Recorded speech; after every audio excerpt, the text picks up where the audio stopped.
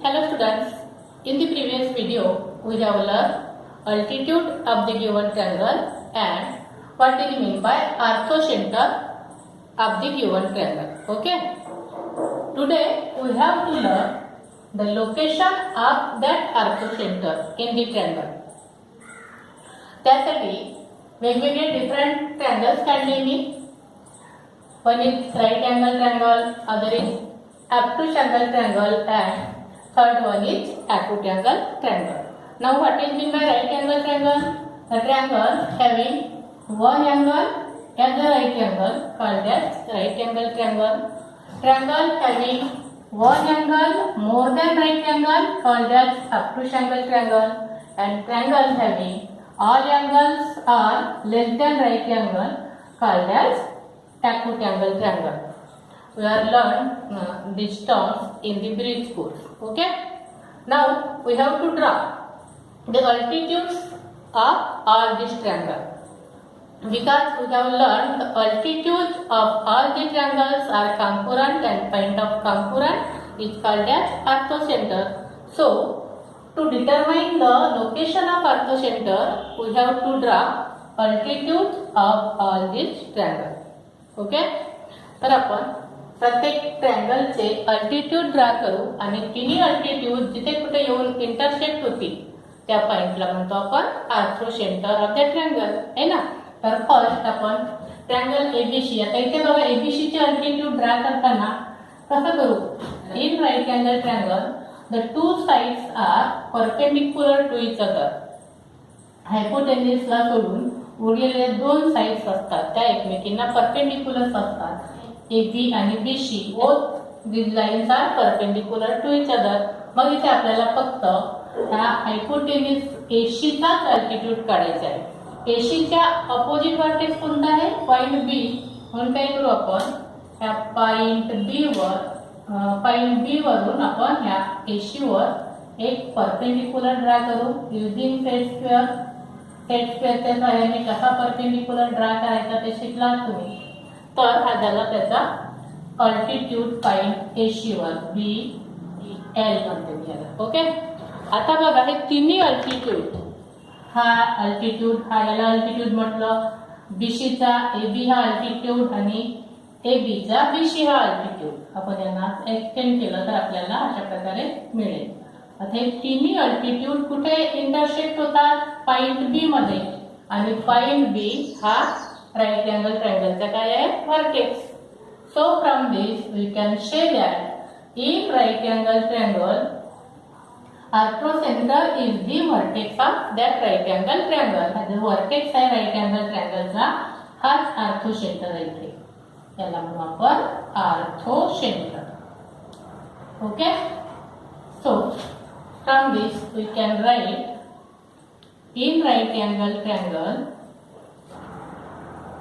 orthocenter is the vertex of that right angle triangle. समजलं आहे? Right angle ट्रायंगलचे right angle triangle मध्ये orthocentre हा त्या राईट अँगल त्या ट्रायंगलच्या राईट अँगलचा व्हर्टेक्स असतो. ओके. नाउ नेक्स्ट आता बघा PQR is the obtuse angle triangle. आता QR चा अपोजिट व्हर्टेक्स कोणता आहे? QR च्या समोर P आहे. तर P मधून आपण अल्टिट्यूड ड्रा केला तर बघा अल्टिट्यूड म्हणजे परपेंडिक्युलर ची सरळ लाईन येते माहिती आहे तुम्हाला. तर ती QR वर इथे जमणारच नाही. बघा QR वर आपण QR वरचा सेट स्क्वेअर ठेवला आणि P बिंदूवरून बघा आपण काय करतो सेट स्क्वेअरच्या सहाय्याने एक आडवी बाजू याला लावतो आणि ह्या लाईनवर आणि उभी अशी. तर इथे जमत नाही. जमताय का? नाही, कारण हा ऑब्ट्यूज अँगल ट्रायंगल आहे. म्हणून आपल्याला काय करावं लागेल ह्या लाईन QR ला आधी एक्सटेंड करावी लागेल इकडे आणि मग अल्टिट्यूड ड्रा करा पॉइंट P पासून. बघा आता झाले इथे आपण सेट स्क्वेअर ठेवला आणि पॉइंट P पासून अल्टिट्यूड ड्रा केला. ही QR ला सामावणारी लाईन आहे. तर हा झाला P पासून साइड QR वर काढलेला अल्टिट्यूड. ओके, त्याला नाव देऊ आपण PM म्हणा. तसंच साइड PQ आहे, त्याचा अपोजिट व्हर्टेक्स आहे R. इथे पण तुम्हाला अल्टिट्यूड ड्रा करायला अडचण येईल, कारण आपण इथे जर आपण इथे आडवी साईड लावली, याच्यावर अल्टिट्यूड ड्रा करायचं आहे अपोजिट व्हर्टेक्स मधून. हा इकडे आला साईड हा, आणि हा आपला तिकडे जातोय, म्हणून काय करावं लागेल, ही सुद्धा साईड PQ ला सुद्धा आपल्याला एक्सटेंड करावं लागेल इकडे अशा प्रकारे. आणि आता बघा, त्या साईड PQ वर सेट स्क्वेअर ठेवून अल्टिट्यूड ड्रा करा.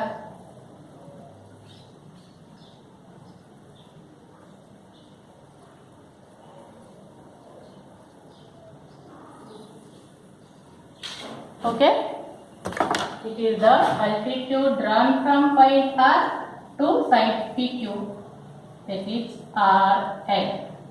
Similarly, we can draw the altitude from point Q to side PR. आता इथे PR ला काढताना अडचण येणार नाही तुम्हाला. Q पासून PR वर एक परपेंडिक्युलर ड्रा करायचा आहे. अशा प्रकारे आपण सेट करू.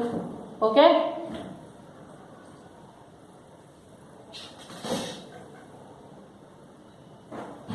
this is the altitude drawn from point Q to PR, ML.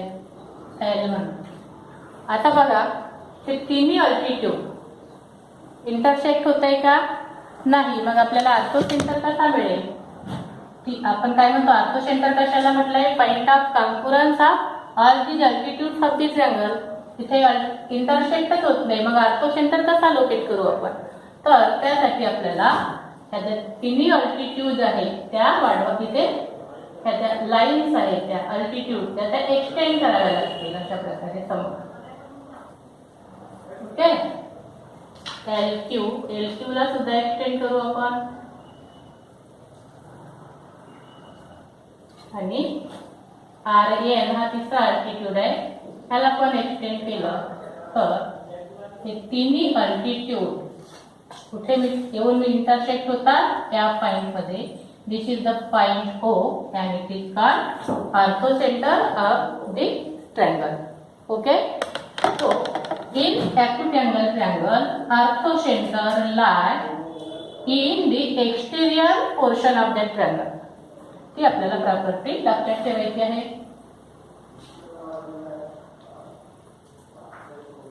So from this we can write, in acute angle triangle, ortho center is in the exterior of the triangle.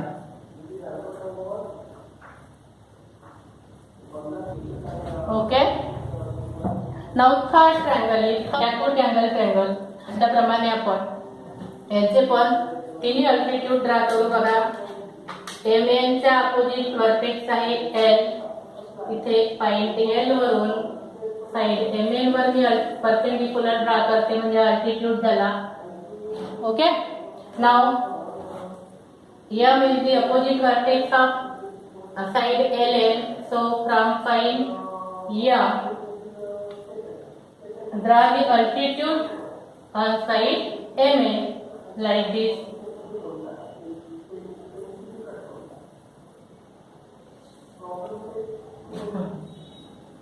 Okay, याला नाव देऊ आपण LS म्हणा, MP.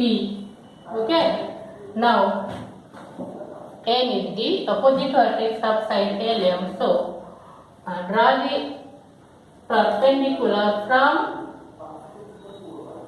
point N to LN. Perpendicular from N on side LN like this. बघा, आता हा जो तिन्ही altitude कुठे येऊन मिळाले, या पॉइंट मध्ये. या पॉइंट मध्ये इंटरसेक्ट होतात. So this is the ortho centre of given triangle.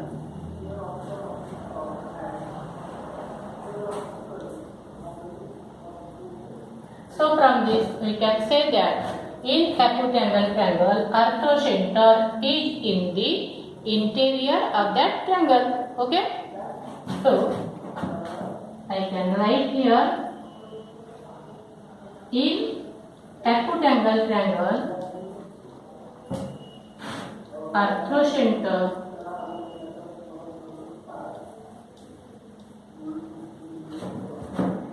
is in the interior of that triangle. Okay, in this way we have determined the location of the arthocenter of the given triangle in various types of triangle.